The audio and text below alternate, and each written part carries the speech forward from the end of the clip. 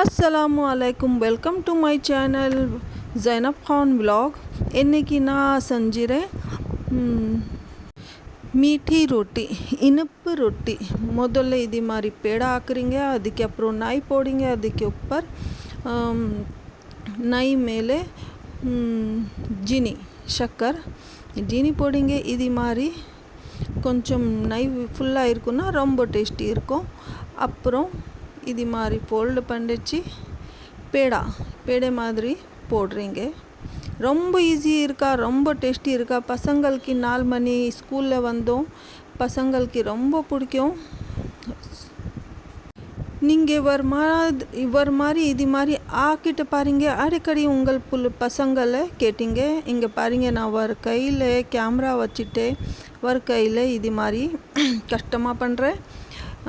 இது ஸ்லோ ஃப்ளேமில் ஸ்லோ ஸ்டவ்வில் பண்ணுமா, ஏன்னா जल जाएगा.